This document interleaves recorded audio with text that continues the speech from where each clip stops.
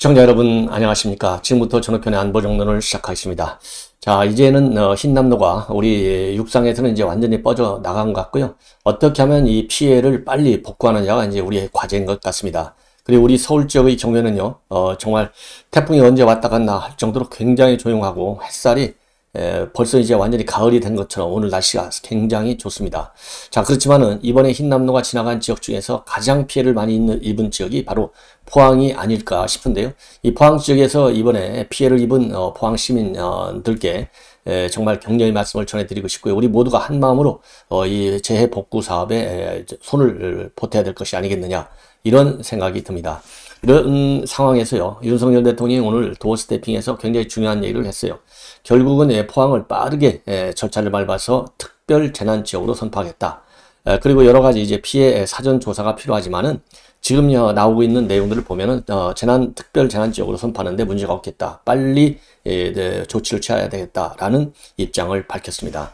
자, 그래서요, 이 구체적으로 이 대통령의 말씀을 여러분께 전해드리면, 기자들이 말이죠, 특별 재난 지역을 선포하거나 이재민을 위해서 어떤 지원 방안을 갖고 있느냐, 이런 질문에 대해서요, 특별 재난 지역 선포는 피해 조사하고 대처가 필요한데 포항 같은 경우에는 일견 보더라도 선포가 가능한 지역으로 판단된다. 최대한 빠르게 절차를 밟아서 선포해야 되겠고, 일단은 재난 지원에 필요한 특별 교부금 같은 것을 즉각적으로 조치하도록 하겠고, 역대급 태풍이 지나갔는데 국민들이 많이 협조해줘가지고 덕분에 비슷한 규모의 과거 전례 비춰볼 때 많은 피해를 줄일 수 있었다, 이렇게 얘기를 했습니다. 그리고 특히요, 이 지하 주차장에 차 빼러 갔다가 피해를 당한 이런 주민들이 참사를 겪게 돼서 정말 밤잠을 이룰 수가 없었고, 기적적으로 두 분이 구출돼서 생명과 삶의 위대함과 경의를 다시 한번 느끼게 됐다고도 언급하고 있습니다. 그리고요, 오늘 또 인적 개편 문제에 관해서 기자들이 질문이 나왔는데요. 그 얘기는 오늘 하지 않고 태풍과 관련해서만 질문해달라 라면서 이 태풍 피해 복구에 올인하고 있는 그런 대통령의 마음을 우리가 충분히 읽을 수 있을 것 같습니다. 그래서 이번에는 말이죠, 대통령이 직접 대통령실에서 현 대통령이 취임한 이후로 그야말로 철야 비상 근무를 하면서 심야 직전에 2번, 그리고 새벽녘에 2번씩 직접 회의를 하고요.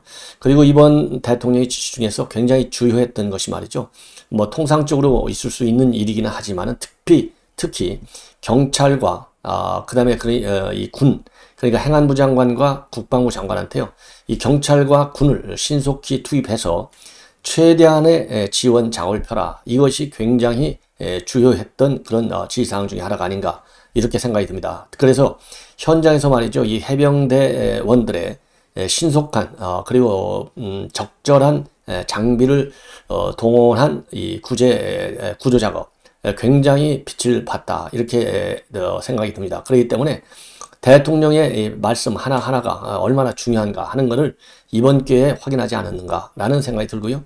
그리고 이제 앞으로도 뭐 이런 일이 있어서는 안 되겠지만은요, 이와 유사한 또 재난이 안 온다는 보장이 없지 않습니까? 그럴 때는 대통령의 입만 바라보지 말고 아예 장관들이 대통령한테 보고할 때부터 이러한 내용을 충분하게 보고를 하라. 그러니까 언제든지 안보, 이것도 이제 재난도 중요한 이 포괄적 안보 개념 중에 하나가 재난이에요. 재난, 재해, 그 다음에 이 환경 문제, 그리고 이번에 이제 코로나와 같은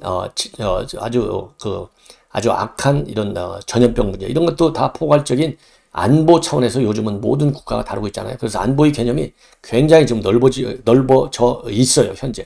이런 측면이기 때문에 안보의 핵심은 뭐에 있느냐?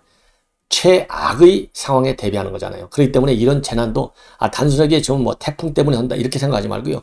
국가 안보라고 하는 것의 핵심은 어디서 출발합니까? 국민의 생명과 재산을 보호하는 데서부터 국가 안보가 출발하는 거잖아요. 그게 그리고 최정점에 있는 목표예요. 그래서 국가 이익을 지키는 거거든요.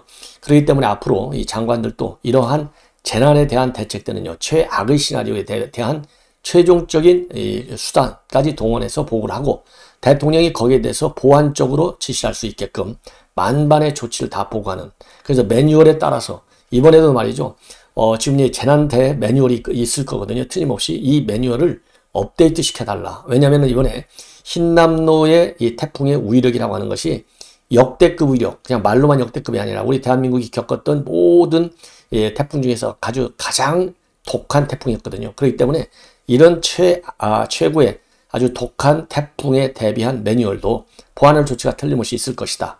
그리고 또 이 성공 사례, 구조의 성공 사례. 예를 들어서 장갑차를 대대적으로 동원했고 고무보트도 엄청나게 동원했지 않습니까? 그런 것처럼 이런 매뉴얼을 보강하는 작업도 일단 이 복구 작업이 다 끝나게 되면 이 복귀해가지고 말이죠. 그런 거를 보완할 필요도 있지 않나 하는 생각이 듭니다. 이번에는요, 신평 변호사가 KBC 광주방송. 요즘 KBC 방송, 광주방송이 말이에요. 광주방송이 아니고요. 전국 방송을 많이 노리는 것 같아요. 그래서 최근에 나경원 의원도 초대를 했고요. 그 다음에 신평 변호사도 또 초대를 해서 또 이 토론을 했는데요. 여기에서 신평 변호사가 이 조국 수사 문제, 그 다음에 김건희 여사 문제, 그 다음에 윤석열 대통령의 어떤 품성이랄까요? 이러한 문제와 관련해 가지고 다양한 의견을 내놨어요. 그래서 이 신평 변호사가 한 얘기가 굉장히 중요한데, 우선 윤석열 대통령의 어떤 인품과 관련해서는요, 이 필체를 가지고 평가를 하고 있습니다. 저도 필체를 안 갖고 있는 사람이 없잖아요. 이게 손거마가 다 똑같아요. 이 고유한 거지 않습니까? 개인의 고유한. 그래서 이 필체가, 이 전문가들이 평가하는 거 보면, 필체를 보면 인격을 알 수 있다. 이렇게 되는데, 윤석열 대통령의 필체를 보면은 사람이 인격적으로 나무랄 데 없다는 것입니다. 그래서 대단히 진실하고 남에 대한 공감력 같다. 또 뛰어난 이런 사람이다. 그래서 이렇게 선한 사람이 대통령이 되겠다 해서 본인이 지원을 해줬다. 이런 얘기를 하고 있어요. 그리고 김건희 여사와 관련해서 야당에서 지금 공세를 늦추지 않고 있고, 특검까지 지금 국정조사까지 거론하고 있지 않습니까? 이거야말로 과다한 정치 공세다. 과도할 정도가 아니라요, 상상을 벗어나기가 어렵죠. 예, 더군다나 자기가 김혜경이 거 덮으려고, 이재명의 대표의 자기 거 덮으려고 지금 이 김건희 여사를 물고 들어지는 이 정치 공세, 이거 다 국민이 심판할 거예요. 그러면서 김건희 여사의 잘못과 전임 문재인 대통령 부인인 김정숙 여사하고 한번 비교해봐라. 어느 쪽이 크겠느냐? 몇 가지만 비교해봐도 김건희 여사의 잘못이 과연 이렇게 큰 정치 공세의 소재가 될 수 있을 것이냐, 이런 한탄을 하고 있어요. 그리고 이 허위 이력 논란, 겸임경수라 시간 강사가 되려면 이력서 낼 때 대부분들이 좀씩 다 과장을 하는데, 이런 것이 과연 법적인 제재를 받을 만한 대상이냐, 이런 입장을 내놓고 있습니다. 그리고요, 이준석과 관련해서도요, 이준석이가 갖게 된 불행은 바로 성상남을 받고 또 무마하기 위해서 7억 투자각서 약속을 작성한 거, 이거 아니냐? 그래서 정체적인 맥락에서 보면은 이준석과 관련된 것은 거의 분명하고, 이것을 은폐하고 오로지 자신의 어떤 징계나 당대표 축출이 정치적 박해에 의한 것이라고 주장하는 이런 프레임, 이게 잘못됐다. 그래서 우리 한국의 정당사에 있어서 이만큼 자신이 속한 정당에 해를 끼친 대표나 당원이 과연 존재했느냐, 이렇게 해서 이준석에 대해서는요, 여전히 굉장히 강한 이런 이 비판 포인트를 보여주고 있고요.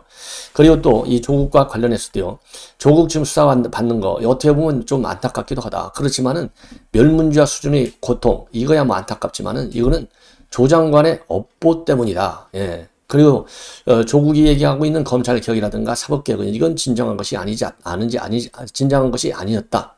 임시 방편으로 권력에 대한 수사를 막기 위해서 검찰 권한을 뺏어다가 경찰에 준 것일 뿐이고, 문재인 정부를 통틀어서 사법개혁에 대한 의지는 거의 없었다. 이렇게 혹평을 하고 있어요. 그래서 이 조국 일가가 겪고 있는 지금 엄청난 고통과 불행, 여기에 대해서 왜 동정의 마음이 없겠나? 그렇지만은 멸문지화의 이러한 고통, 이건 아무래도 지나친 수단점이 있지만, 예전에도 본인이 조 교수가 내로남불의 전형으로 꼽히다시피 했던 과오와 잘못을 쌓은 업이 하나의 업보가 돼서 당신의 발목을 잡을 것이라고 했는데 내 말이 맞지 않았느냐, 이렇게 얘기를 하고 있어요. 그러면서 이 권력자에 대한 수사라고 하는 것은, 일단 수사를 하면 수사팀은 내가 죽거나 네가 죽거나 둘 중에 하나 죽는 게임 같은 그런 측면을 갖고 아주 강하게 수사할 수밖에 없다는 거죠.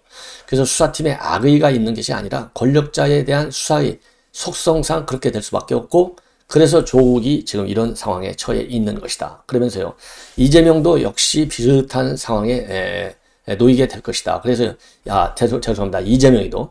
그래서 이재명 대표가 사법 리스크를 다 뚫고 나올 수 있을까? 그런 걱정이 든다. 사법 리스크 못 뚫고 나온다는 거죠. 조국의 길을 갈 것이다. 이렇게 지금 평가를 하고 있습니다. 자, 이렇게 해서요, 이 신평 변호사의 어떤 이 정세 판단 능력, 그리고 이 예견 능력이 제가 보기에는요, 상당한 사람이 아닌가, 이런 생각이 드는데, 그래서 신평 이 변호사의 KBC 광주방송의 인터뷰 내용을 자세하게 여러분들께 말씀을 드렸습니다. 자, 이번에는요, 이 전광훈 목사 얘기하고, 그 다음에 경기여고 동창회에서 글이 하나 올라왔는데요. 이 경기여고 동창회방에서 지금 돌아다니는 글이 온라인 선상에서 상당한 인기를 얻고 있다고 합니다. 그래서 이 내용도 전해드리도록 하겠습니다. 경기여고 동창회에서 어떤 내용이 왔냐면요. 한마디로 얘기해서 이 나라에서 이렇게 큰 일이 있으면 5.18 사태라든가 그 다음에 뭐 천안함 연평도 사건이라든가 등등 여러 가지가 있는데 이런 사건들을 보면 희생당한 사람들 그러니까 정말 나라를 지키기 위해서 목숨을 던진 사람들에 대한 우리 국민들의 존경의식이랄까 추모의식 이런 것이 어떤 미국이라든가 이런 선진국에 비하면 굉장히 낮다. 그래서 다시 한번 우리가 이러한 반성을 좀 해야 될 것 아니냐. 이러한 취지로 글이 작성되어 있습니다. 그래서 제목도 말이죠. 진정한 영웅들로 되어 있어요. 그래서 이렇게 자기 목숨을 정말로 우리 국민을 구하기 위해서 목숨을 던진 이 영웅들이야말로 진정한 영웅들이다. 그런데 이 진정한 영웅에 대한 국민의 추모, 그런 것들이 굉장히 빈약하다는 것이죠. 특히 미국과 비교해보면 아주 너무나 큰 대비가 된다. 이러한 취지의 글인데요. 제목이 진정한 영웅들이고요. 경기여고 어느 전업주부의 글인데 이 전업주부 이분은요. 이 국가 안보에 대한 인식이 굉장히 뭐 주부 이상의 생각을 갖고 있는 것 같습니다. 저도 뭐 안보만 평생 다뤄온 사람인데요. 굉장히 강한 것 같아요. 참고적으로 정말 우리 안보 문제에 대한 우리 국민들의 이 경각심이 상당히 낮아졌어요. 그 이유가 여러 가지가 있겠지만 문재인 정권의 잘못된 대북 정책 그리고 김정은에 대한 환상이 만들어놓은 비전엔 잘못된 현상이 아닌가 이런 생각이 들어서 이 경기여고 졸업생 한 분이 올린 글을 여러분께 정리해서 인용해서 보도를 하겠습니다. 자, 이렇게 되어 있습니다. 요즘 역사 거꾸로 보기가 유행인 것 같다. 굉장히 뭐라 그럴까요? 비판적인 시각이에요. 여수 순천 사건, 제주도 4.3 사건, 노굴리 사건, 월남전 동의대 너무 치료해서 나열하기가 귀찮을 정도인데 언젠가 냄비가 식으면 그 모든 게 다시 바뀔 수 있을지 모른다. 5.18을 포함해서 말이죠. 좋다. 근데 사건의 양면성을 볼 수 있는 열린 마음을 가질 필요가 분명히 있습니다. 그런데 지금 우리가 그런 열린 마음, 성숙한 마음으로 우리 과거를 조명하는 건 맞냐? 그렇지 않다. 이렇게 지금 반론을 제기하고 있어요. 그래서 정치적으로 희생된 사람들을 기억하려면 그에 앞서서 나라의 부름을 받아 의무를 다하다가 희생되는 사람들 먼저 대우하고 기억해 주어야 순서가 아니겠느냐. 요즘 미국 얘기를 좋게 하면은 알레르기 일으키시는 분들이 많습니다만 이게 좌파들이지 않습니까? 한 가지 배워할 점이 있다. 미국에 손꼽히는 명문 필립 엑시스터라는 기숙형 고등학교가 있는데 이게 200년이 넘는 그런 학교고 핵심 미국의 엘리트를 길러낸 학교인데 학교 강당에 학교를 빛낸 졸업생들의 사진이 걸려있다 이겁니다. 그럼 이 사람들이 정계, 재계 또 아니면 최우수 졸업생 아니다 이겁니다. 1차 대전 어떤 사람들이냐? 1차 대전과 2차 대전 그리고 한국전쟁이라든가 베트남 전쟁에서 목숨을 잃은 영웅들을 갖다가 딱 사진을 해놨다는 거예요. 물론 이게 군사학교도 아니고 많은 언론이라든가 의사, 정치가 그 다음에 경제인을 배출하는 아주 훌륭한 이런 학교라는 겁니다. 그럼에도 불구하고 최고의 가치를 갖다가 조국의 부름을 받아서 목숨을 바친 동문들에게 주고 있는 점 이게 우리가 배울 점이라는 거죠. 그래서 그들도 살아있다면 지금 사회에 크게 기여했을 인물 어쩌면 대통령감이라든가 노벨상감도 있을지 모르겠다. 그러면서요. 뉴욕 콜롬비아 대학에 가면 캠퍼스 아담한 정원에 대리석을 깎아 만든 반월형을 벤치가 있는데 그 벤치에는 말이죠. 한국전에서 전사한 동물의 이름이 벤치에는 새겨져 있습니다. 재학생들이 벤치에 앉아서 책을 읽으면서 살아있다면 원로가 되었을 죽은 선배를 기억하게 된다는 것이죠. 그 외의 모든 전통이 있는 미국 대학에는 조국을 위해 목숨을 버린 동문 전사자들의 이 기념물이 있다. 한국전에 참전했던 미군들이 50년 후 한국에 돌아와서 어떻게 3만 3천 명의 미군 죽음에 대한 기념비 하나가 없냐 의아했던 얘기를 들은 적이 있는데 그건 우리에게 15만 우리 국군의 죽음에 대한 기념비도 제대로 없다는 걸 모르고 하는 소리죠. 굉장히 안타깝게 생각하는 것이죠. 우리는 그런 국립묘지에 가면 있는 걸로 알고 있는데 사고로 죽은 미순 효순의 기념탑은 미국에게 요구하는 우리들 아니냐. 꽃 피워 보지 못한 새파란 나이에 죽음의 무게를 감당하며 나라를 위해 싸우다가 목숨 잃은 젊은이들을 기억해 주는 사람들이 없다. 혹 그 전쟁에서 살아남은 사람들이 듣게 되는 이야기는 버러지 같은 수국골통들 저것들만 없으면 통일됐는데 하는 욕설들이라는 것이죠. 자기들이 지금 왜 저 이북에서 굶어 죽지 않고 대한민국에서 편안하게 살고 있는지 고마운 마음도 알고자 하는 마음도 없다. 베트남의 자유수를 위해 거부감이 느껴지냐면 대한민국의 국익을 위해서라고 하죠. 목숨 잃은 사람들이 명예롭기는커녕 전쟁광 살인자로 지탕받고 있고 그 사람들이 살인광이라서 엽기적 취미생활하러 거기 갔습니까? 이거 최근에 KBS에서 말이죠. 월남 참전용사들을 파면해가지고 이 박민식 보훈청장이 유감을 발표하고 KBS에 그러한 잘못된 오보를 교정하는 방송을 해야 된다라고 요구했는데요. 바로 이런 것들을 의식하는 것이 아닌가 생각이 듭니다. 그리고 서해바다에서 나라를 지키다 쓰러져 간 5 젊은이의 이름을 기억하는 사람이 있느냐? 저도 기억 못하는데 그만큼 우리 언론이나 사회가 이러한 분들의 애국자들의 죽음에 굉장히 무심해 있고 대통령은 그날 오후에 월드컵을 관전하러 일본으로 떠났고 그 전이나 후에는 빈소에 들르는 수고조차 하지 않았다. 장례식에도 관례에 없다는 이유로 요인들은 참석하지도 않았다. 하다못해 자기 집 개가 도둑을 막다가 주인 대신 목숨을 잃었어도 그렇게는 안 했을 것이다. 정말 이거 창피한 일이죠.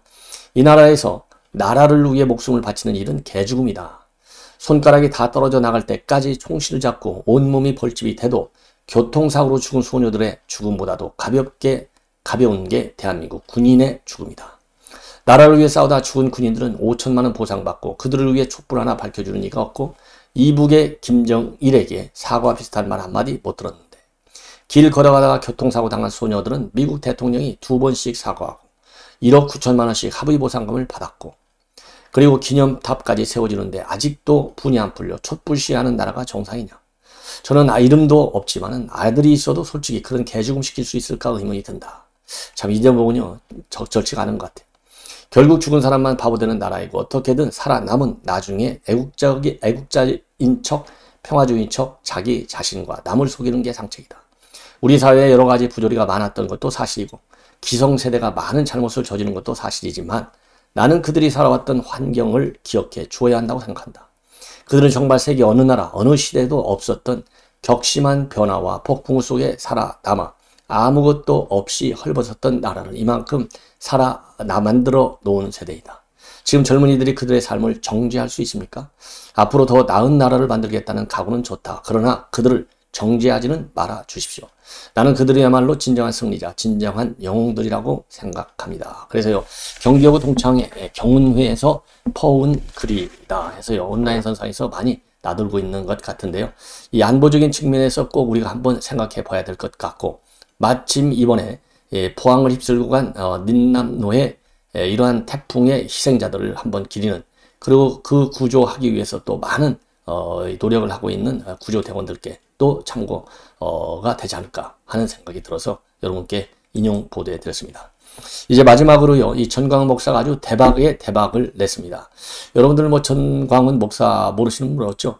이 전광훈 목사 아주 이 문재인 정권의 특히 조국 사태 때 조국을 끌어내는데 또 이 정권 교체를 하는데도 나름대로 아주 상당한 역할을 한 분이 아닌가 하는 생각이 드는데요. 자, 전광훈 목사의 사랑제일교회, 이 사랑제일교회가 말이죠, 아주 초대박을 냈어요. 왜냐하면 이 재개발, 그 인근이 장이 19역인데 이 재개발 사업을 하고 있는데 철거 보상금으로 말이죠, 무려 500억 원을 넘는 철거 보상금을 받게 됐습니다. 최종적으로. 자, 본래 말이죠, 지금 이 사랑제일교회에서는 563억 원을 요구했고요. 서울시가 책정한 예산안 보상금은 82억 원이었습니다. 그러니까 7개 정도의 보상금을 요구했는데 이게 뭐 받아주겠습니까? 당연히 안 받아주죠.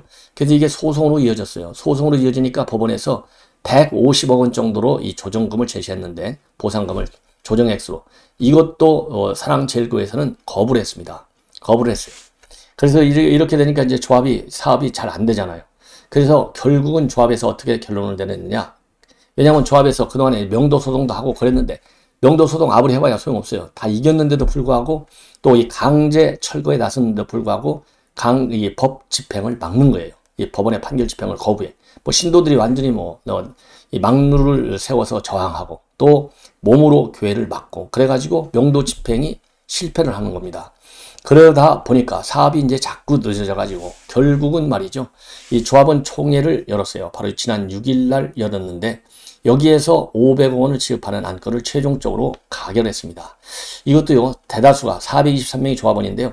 357명이 참석해서 61.9%인 221명이 이 보상금 지원하는데 찬성했다고 합니다. 그러면 왜 이렇게 8번이나 그리고 재판에서 이겼는데도 불구하고 어마어마한 이 천문학적 돈을 주느냐? 그거는요. 이 본래는요. 이 사랑제일교회를 빼놓고 재개발을 하려고 했는데 그럴 경우에는 그야말로 정비계획 수정서부터 시작해갖고 인허가 절차를 모두 새롭게 시작해요. 그러니까 원점에서 다시 시작해야 되는 거죠. 그러면 뭐 사업 지원이 얼마나 많이 되겠어요? 그야말로 수년간 그 사이에 나갈 경비가 즉 돈이 보상하는 돈보다도 훨씬 더 많다는 겁니다. 그래서 보상금 560억을 주는 걸로 최종적으로 결정을 했다고 합니다. 대박난 것이죠. 자, 그리고 참고적으로요, 이 전광훈 목사는 주일 예배에서 신도들한테 이 사랑제일교회는 아들에게 세습하겠다라고 입장을 발표했다고 합니다. 야, 하여튼 뭐 교회 소원을 풀어준 것 같고요. 어쨌든 이 돈이 뭐 물론 전광훈 목사가 개인적으로 이런 쓸 돈은 아니고 교회 발전을 위해서 쓰시겠지만 또 이 사회 발전을 위해서도 쓸 사회 발전 또 이 약자들 이런 분들을 위해서도 또 쓰지 않을까. 그야말로 좋은 일에 쓰지 않을까 싶은데요. 하여튼 이 조합원들에게는 이 563원 8배나 많은 돈을 줬기 때문에 조합원들한테는 이 가슴 아픈 돈이 되겠지만은 전광훈 목사를 비롯한 신도들한테는 큰 도움이 되지 않을까. 그렇게 판단이 됩니다. 시청자 여러분, 이것으로 본 방송을 마치겠습니다. 대단히 고맙습니다.